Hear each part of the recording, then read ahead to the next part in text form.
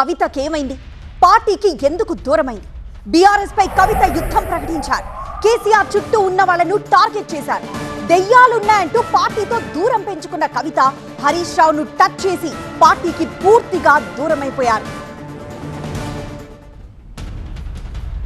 Kalvakuntla Kavitha car పార్టీలో కల్లోలం సృష్టించారు.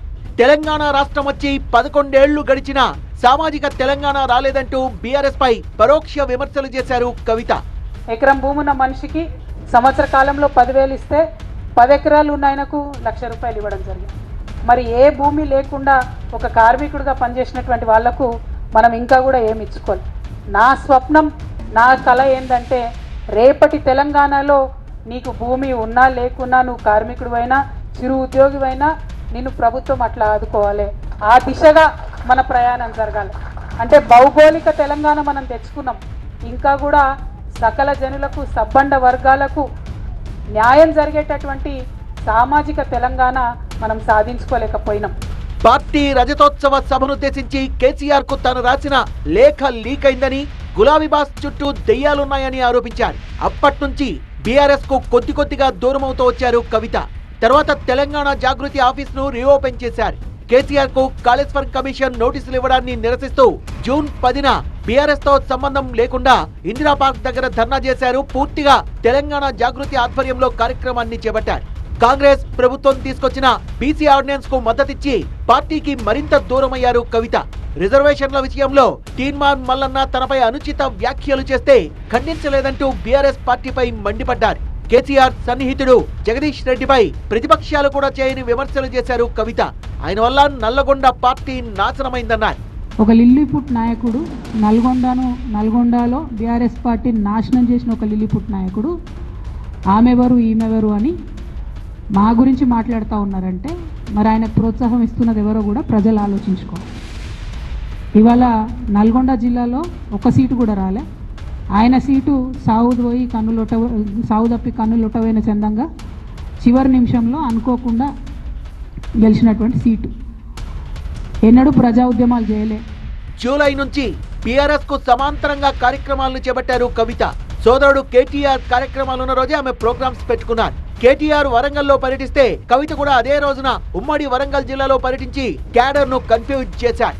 సింగరేణి జాగృతి పేరుతో కవిత సింగరేణిలో కార్యక్రమాలు నిర్వహించడంతో కవితను టీబీజీకేఎస్ గౌరవాధ్యక్షురాలి పదవి నుంచి తొలగించారు. స్థానంలో కొప్పుల ఈశ్వర్ను నియమించారు. దీంతో బీఆర్ఎస్ పై మరో లేఖాస్త్రాన్ని సంధించారు కవిత. ఈ చర్యలతో కవితకు బీఆర్ఎస్ కు మధ్య గ్యాప్ మరింత పెరిగింది.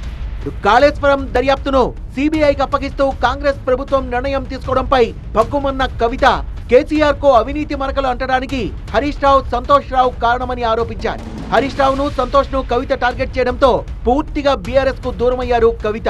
ఇలా దేశంలో ఏ మూలకు పోయినా ఎక్కడికి పోయినా కేసీఆర్ అంటే ఒక మహానాయకుడు, త్యాగం చేసిన నాయకుడు అని చెప్పి మాట్లాడతారు. రేపటి నుంచి ఏం మాట్లాడతారు? సిబిఐ ఎంక్వైరీ చేస్తారు. ఏం మాట్లాడతారు? కేసీఆర్ అంటే సిబిఐ కేసు అంటారు. మా నాన్న పరువు పోతే నాకా బాధ, మీకా? మీకు పైసలు కావాలి కదా, మీకు పేరుతో నేను పని. కేసీఆర్ గారి మీద సిబిఐ కేసు వేసేటటువంటి స్థాయికి వచ్చినాక ఏం పార్టీ ఉంటేంది పోతే. కవిత బీఆర్ఎస్ అధినేత కూతురే అయినప్పటికీ పార్టీ ఉనికినే ప్రశ్నించడంతో ఆమెపై చర్యలు తీసుకుంది అధిష్టానం. అయిపోయింది. బీఆర్ఎస్ పార్టీతో పేగుబంధం తెగిపోయింది. గులాబీ పార్టీలో 20 ఏళ్ల ప్రస్థానం ముగిసింది. పార్టీని ఇబ్బంది పెట్టి మరి కవిత సస్పెండ్ అయ్యారు. డాటర్ ఆఫ్ ఫైటర్ అని చెప్పుకునే కవిత డాడీ పార్టీని టార్గెట్ చేశారు. నాన్న అనుచరులను నానా మాటలు అని పార్టీతో తెగదెంపులు చేసుకున్నారు. కవిత కేవలం బీఆర్ఎస్ నాయకురాలు మాత్రమే కాదు, ఆమె బీఆర్ఎస్ అధినేత కేసీఆర్ కుమార్తె. కేసీఆర్ కుటుంబంలో కీలకమైన వ్యక్తి. 2006లో తెలంగాణ ఉద్యమంలోకి ఎంట్రీ ఇచ్చిన కవిత తెలంగాణ జాగృతి పేరుతో ప్రత్యేక విభాగాన్ని ఏర్పాటు చేసుకున్నారు.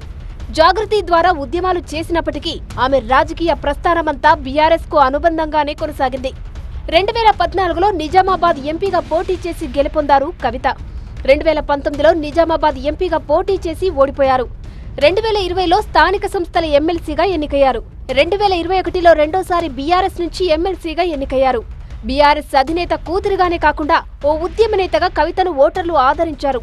అయితే కవిత గెలుపులో 90% కేసీఆర్ కృషి ఉంది.